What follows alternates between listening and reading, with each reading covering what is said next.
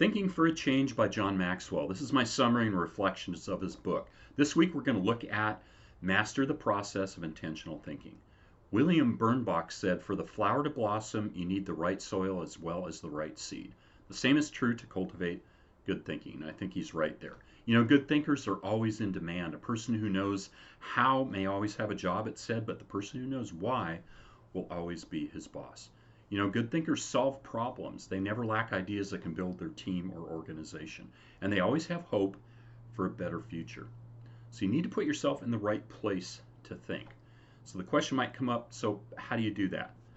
Well, becoming a good thinker isn't really overly complicated. It's like most disciplines. It can be cultivated and it can be refined. So here's some suggestions on how to do this. You can be a little bit creative about this, but Maxwell suggests, number one, find a place to think your thoughts. So what's the best place to think? Everybody's a little different. Some people may think, hey, the best place is in the shower. That might be good for them. Personally, I like to sit on my couch next to the fireplace in the morning with a cup of tea. That works good for me. You might find it's in your car. We do tend to spend a lot of time there. I know I did previously. And maybe it's on a plane if you fly or travel a lot. Maybe it's in a spa or at a beach or a park, wherever. Find a place that works for you. The key here is really to find a place to think your thoughts, and then your thoughts will find a place in you. Number two, find a place to shape your thoughts. Okay?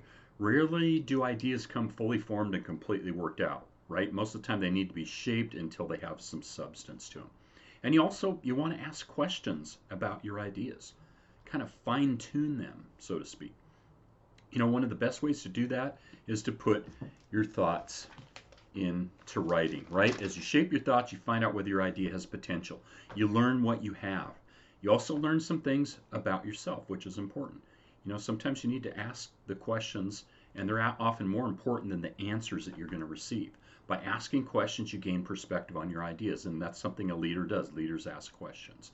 Thirdly, you want to find a place to stretch your thoughts. If you come upon great thoughts and spend time mentally shaping them, don't think you're done and you can stop there. It's not that simple. Maxwell says from the 17 indispensable laws of teamwork, one is too small of a number to achieve greatness. And he's right. You can't do it all by yourself or with just one idea. So here's a formula that may help, and I like how he laid it out. The right thoughts plus the right people in the right environment at the right time for the right reason equals the right result. So let's break that down a little bit. The right thought. Everything must generally begin with the seed of an idea, right? The right people. When you expose the idea to the right people, incredible things can happen.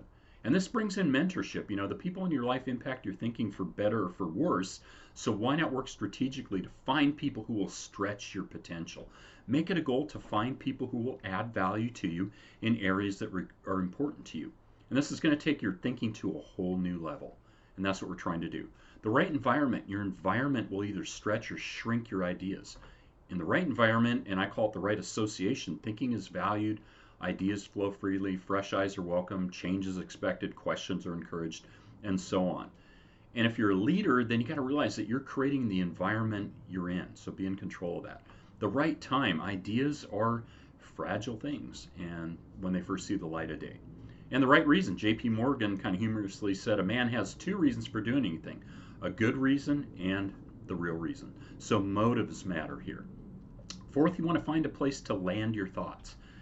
Any idea that remains only an idea doesn't make a great impact, does it? Make sure you land your thoughts with, first off, yourself. Landing ideas with yourself will give you integrity. As a leader, you need to buy into what you're communicating. And do you believe it? Do I believe it? Okay. And then key players. Let's face it, no idea will fly if influencers don't embrace it. And then those most effective. Landing thoughts with the people on the firing line will give you great insight.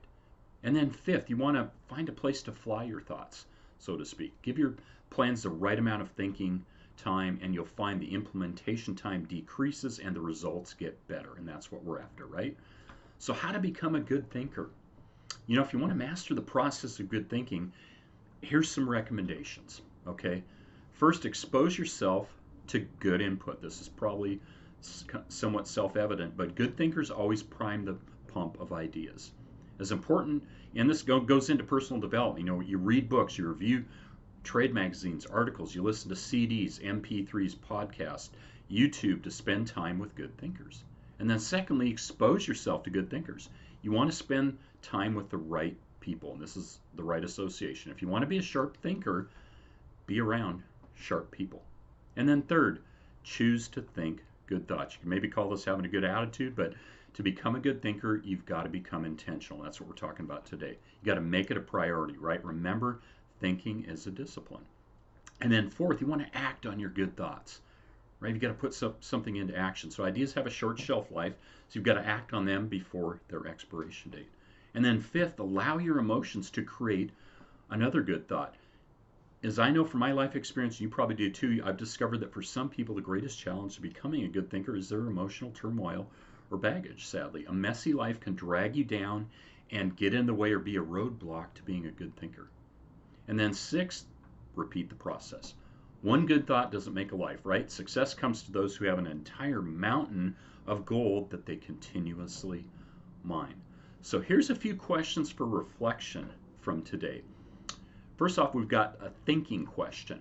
So ask yourself, am I willing to pay the price to cultivate the habit of giving birth to, nurturing, and developing great thoughts every day? And then putting good thinking into action. Here's 3 recommendations.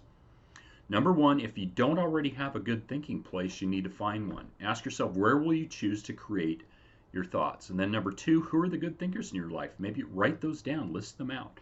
And thirdly, what are you currently working on that could benefit from some thinking time?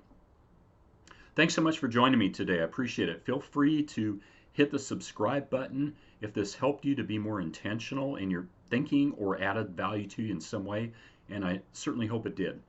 You can also connect with me on social media at the links provided. Remember to be intentional in your thinking. Have an awesome Wednesday, guys. Bye-bye.